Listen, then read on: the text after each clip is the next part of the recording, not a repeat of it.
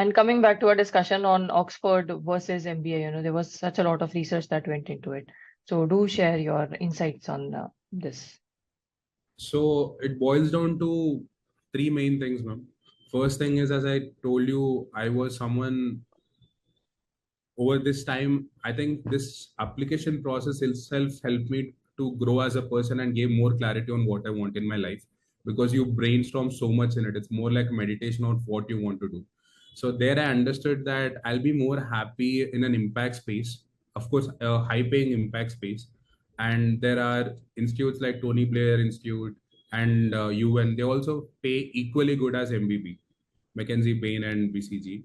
Then Oxford was positioning itself, its USP was impact, lead with an impact, social impact. Cambridge was not marketing itself to be a social impact leader or the MBA which will help leaders to get into social impact.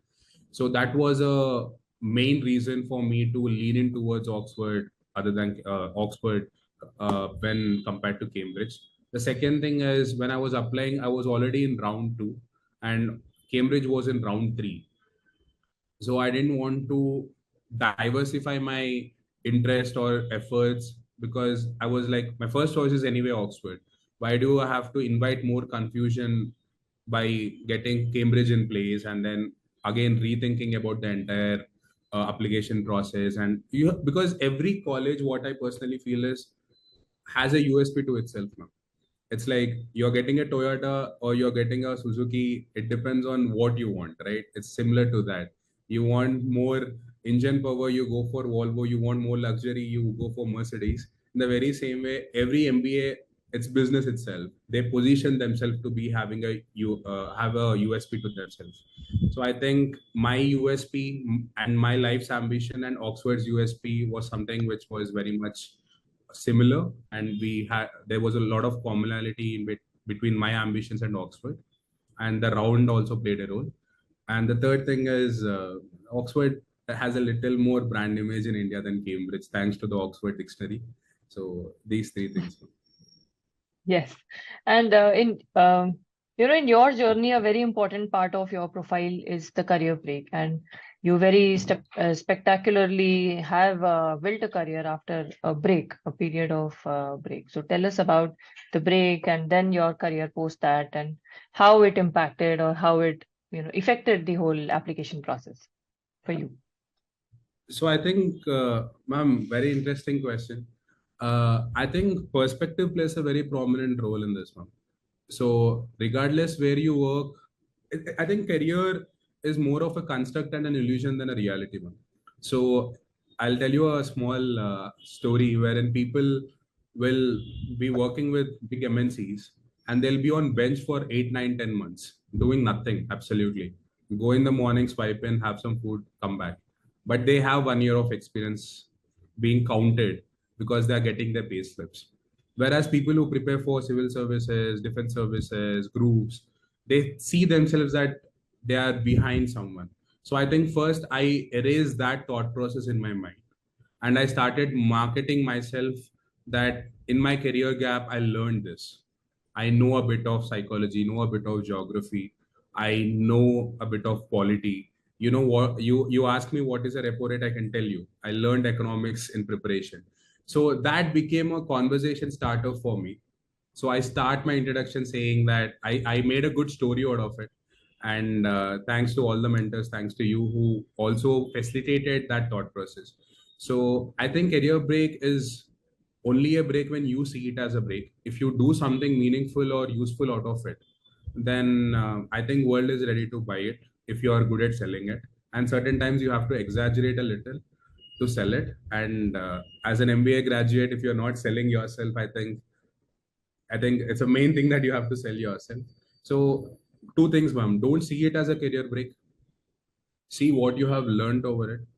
The story need not be what actually happened. The story could be what you wished would have happened. So say that I had a career break, I couldn't do a lot of things, but still I have a career break of 1 year. I can prepare, I can do certain courses in 3 months, increase my pace, do three courses in 3 months. I can tell the recruiter or the hiring manager or the admissions officers that I have learned these 3 courses over the last 1 year, and it's completely fine. I mean, Yes. I'm being very practical about it, but yes. No, it is. You have to be the first one to see value in whatever experiences you have. If you don't find the value yourself, how will you communicate So it? in my district also, I think the biggest selling point for me for getting Oxford or ISB is my career break. So when people ask me why do you want to get into impact, I had list of reasons for it. Like for me, I mentioned about midday meal scheme. I mentioned about Ayushman Bharat scheme. I mentioned about the Vikasit Bharat, the 2043 India's vision to be a developed country. And when I was talking that, they knew that this person actually took an effort to read the newspaper every day and has an understanding towards it. So and my answers also reflected that in many ways. And when I'm working at Uber also, I certainly take a lot of inspiration from what I learned in my UPSC civil service examination. So I think it's all about what you are trying to draw. And I just see that there's a difference between giving up and moving on. So if you're good, I think life has a lot of options for you. uh, so it's not a very big deal, ma'am. It just requires the right thought process and a little more effort to just Go beyond it. land. Yeah, because it's difficult for you to, it's difficult for recruiter to believe what you're saying is right or wrong. They are very particular. They are trying to safeguard their interests. All that you have to do is take a little more effort, reach out to them proactively, tell them that you are interested, use resources. And we have a portal, Swayam portal, which is run by Ministry of Human Resource Development. I've done my strategic management course from Indian Institute of Management, Bangalore. Now, if they ask me what is a strategic management, I can tell that by looking at the course.